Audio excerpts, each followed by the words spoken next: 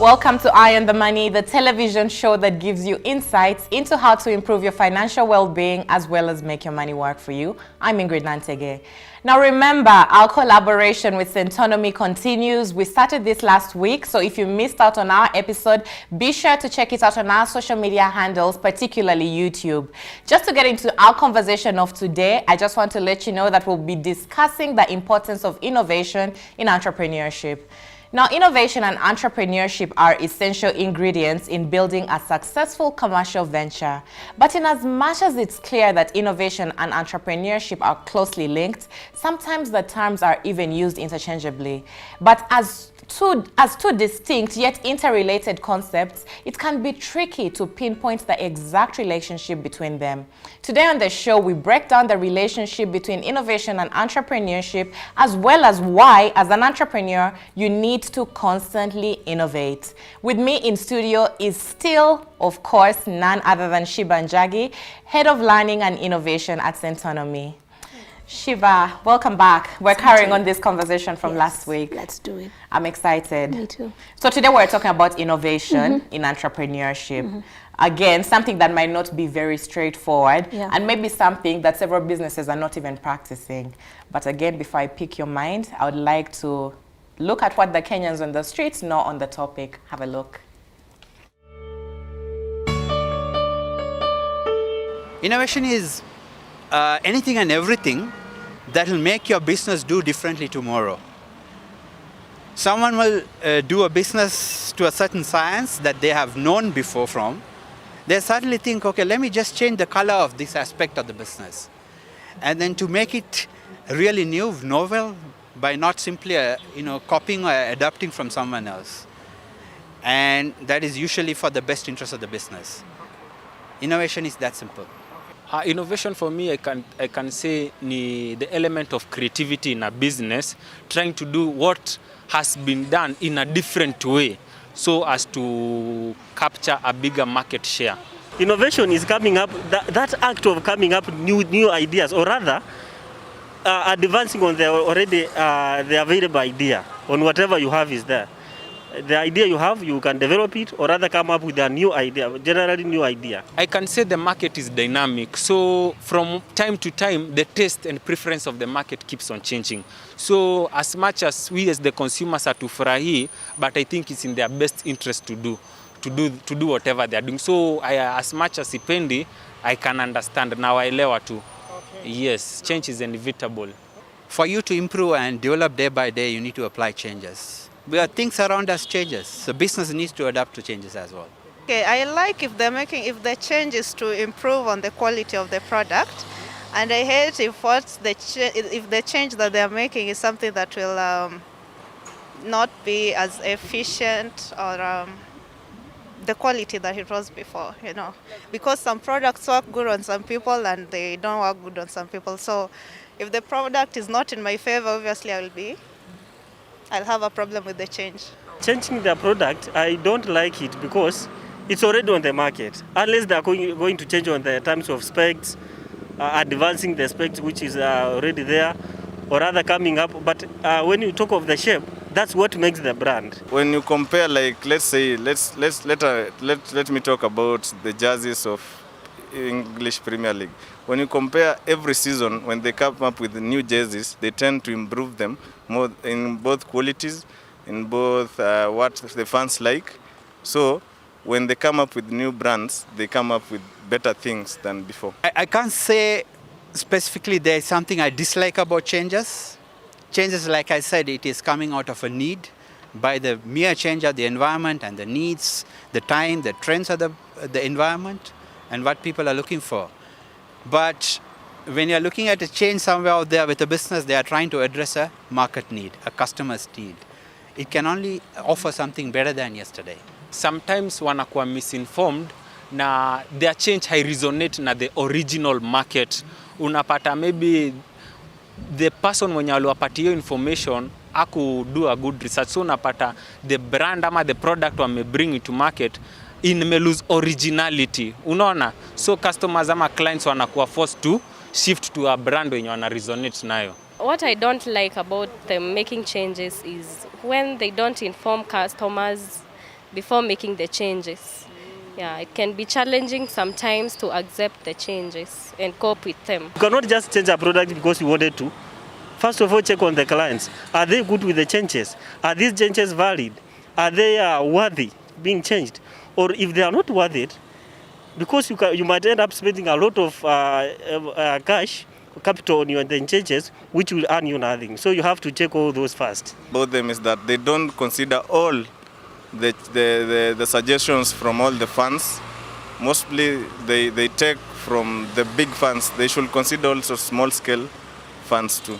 In the products that most of the times I use, for example, phones, number one, kwanza ile kitu nauliza ni ishimo, the phone that I have, what the durability of this battery, how long will it last, something like that. If there is another better company than Samsung that can bring the battery ya shimo yenye inakaa zaidi, that will be well enough. I will move to that other product. So Sheba, you've had it.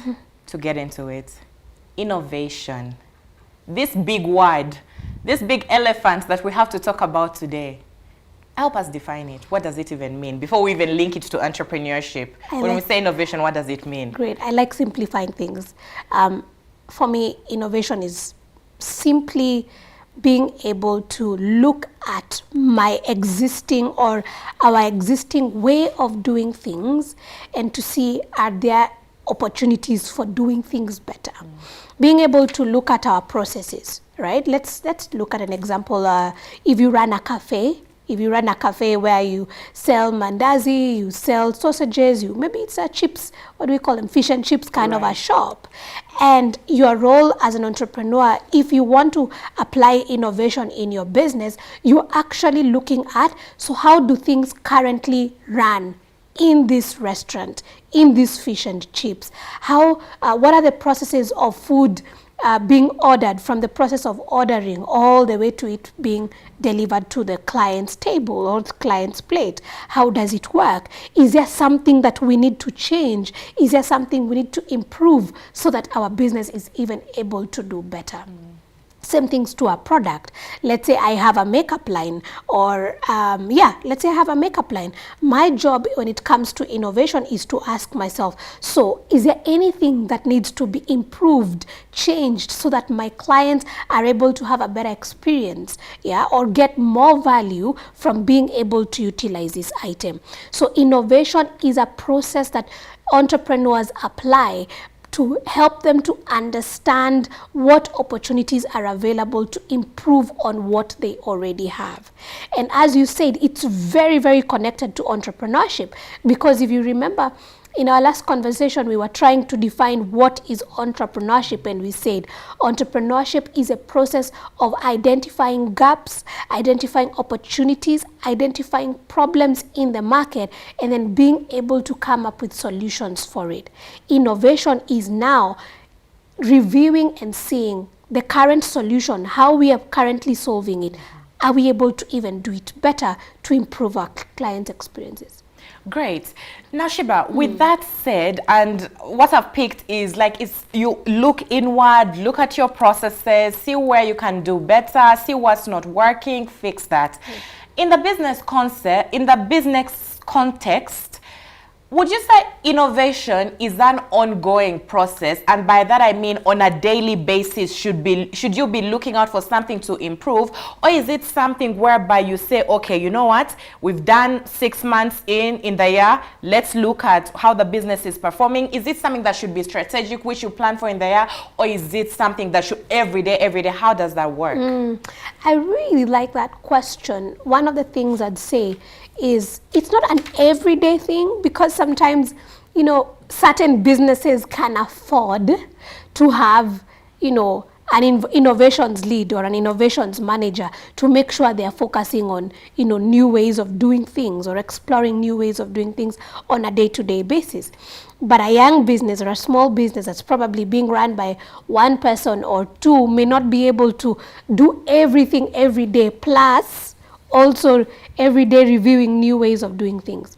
So for me, I would say it's something that as an entrepreneur, you need to incorporate in your strategy.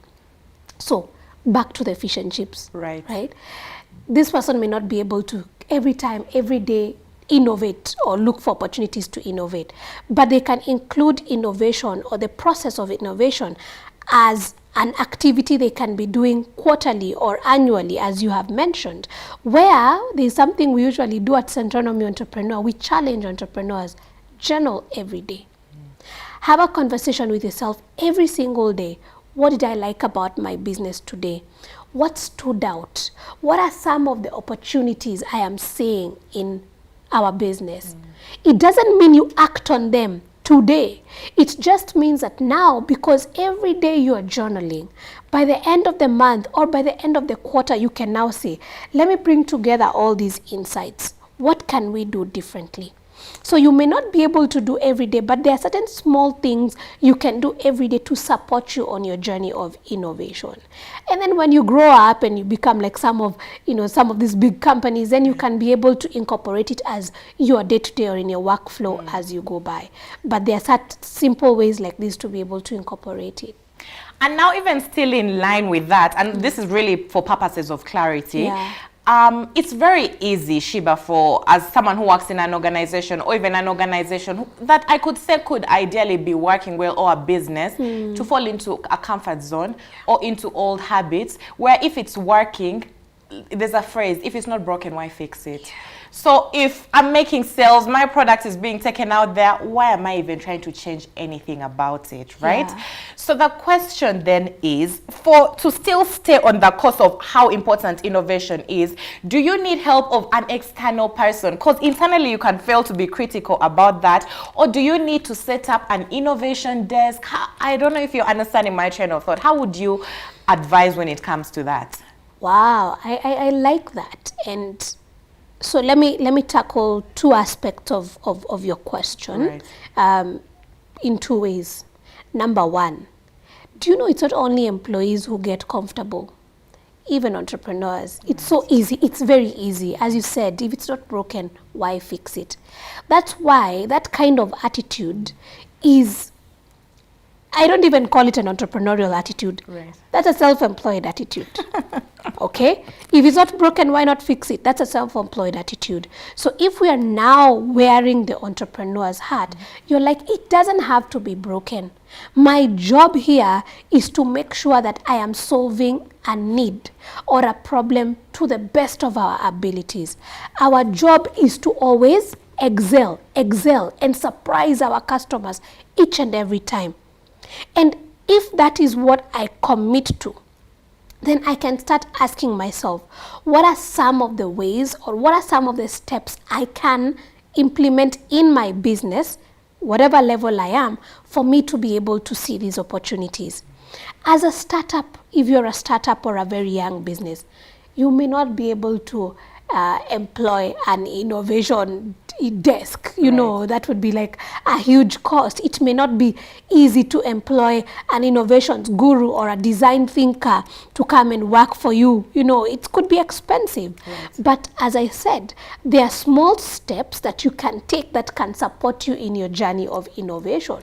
For example, planning as I was saying, number one, you can journal every day to be able to track the opportunities in your business. How is the business doing? What did I like? What didn't I like? What did they complain about? What didn't they complain about? And then saying, I'll be reviewing this every month or every quarter to see, is it something that we can improve? Do you know some businesses have actually grown because of a simple system like that, right? By the time you hire a design thinker, that's like for grown-ups or grown-up businesses, you know, they can afford that. But it doesn't mean a small business cannot be able to do so. All you need to be able to do is, number one, as we were talking about in the last episode where we were saying, some of these things, you can learn about them. You can come over at Centonomy and we can talk about design thinking and how to apply such kind of approaches in your business, even if you're alone, right? And if you're a grown business, how can you be able to hire the right person to come on board? Because it's not about hiring or getting a new office or a bigger office. It's about asking yourself, what can I do today to be able to see different ways of solving problems for my clients? Yeah. And now, before I even take a break, still just a little linked to what we're currently talking about. Again, I'm just trying to fully understand.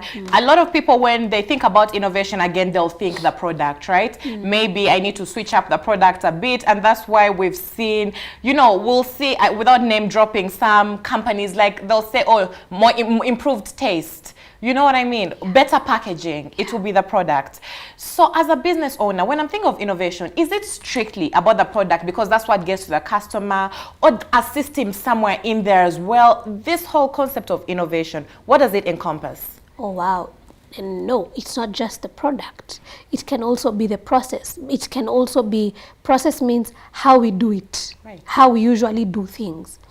I like giving an example of back in the day, when I was younger and I was running an events business. I used to hire tents, chairs, and tables, you know, anything that you needed for your events. I used to hire that to people who needed it for their functions, whether it's a wedding or whatever it is. And you see, one of the key things I changed, or where I can say innovation came into place. How you're even able to innovate is when you speak to your clients, because your clients are the ones that tell you, is there a gap? Is there an opportunity? Is there something you can do better? Now, one day we were challenged. I also did the Centonomy Entrepreneur. That was way before I joined Centonomy. And our trainer then challenged us and told us, go speak to your clients, best clients, worst clients, even those that never showed up, right? Or never converted. And just conduct a simple interview with them. And I did. And I asked one of the clients. I started with the best client because I really wanted. You wanted someone to tell you you're doing amazing, Sheba. You're doing great, Sheba. Your product is the best on the market, Sheba. So I started with one of my favorite clients, and they told me something that I had never seen in process of the business. And I remember he told me, you know, because I called them and told them, hey, thank you for the business. You're always referring new business to us, but it's been a while. I just wanted to have a conversation with you to understand what can we do to keep on working together. And they told me, you do very great work. You do great event setups. You are very wonderful. Good design work, top job. But one of the things I'm not happy about is that you double charge us. What? Yeah, you double charge us on transport and logistics. And I'm like, what do you mean? But what we write on the quote or invoice, that's what you're supposed to pay. And she said, no. Actually, when your people come to set up, they ask for extra money. Oh, no. Give us 2,000, give us 1,000 for transport or for lunch. And that causes me to be a bit uncomfortable. That's what the client is saying. Oh my goodness. The embarrassment, first of all. The embarrassment. And number two, realizing that the problem is not my product or service. It's internal. But this client failed to give us business after a while because they felt that we were ripping them off. It was a process issue. What changed then? By then, Lipa na M-Pesa was still a phenomenon and things like that. I made it very clear now in the business, every time no cash payments. I even made it very clear in the invoice. We even included a clause saying we do not collect any cash payments. And that really supported. Now, someone from outside may not think, oh, is this an innovation? But for me, actually, it's a major innovation. That was a major innovation for the business. Right? So it's not just about the product or service, it is also processes, the way you do things. So that's why I say, and what's the best way for you to be able to learn how to do things better? Speak to your customers. That's why in our program we have a session when we're talking about design thinking. We like teaching people how to conduct empathetic interviews with their clients, because your client can lie to you, but if you have a good conversation with them, they can tell you the truth. Sheba, the problem with this, having these conversations with you is you can go on and on and on and on, and I forget that I have to take a break. So at this point, I'll take a very quick break. Remember, again, if you're at home, this is a conversation you probably want to be a part of, so send your comments and feedback and queries to our social media handles at Metropol TV KE on Facebook, Instagram, and Twitter. We'll be back in a jiffy.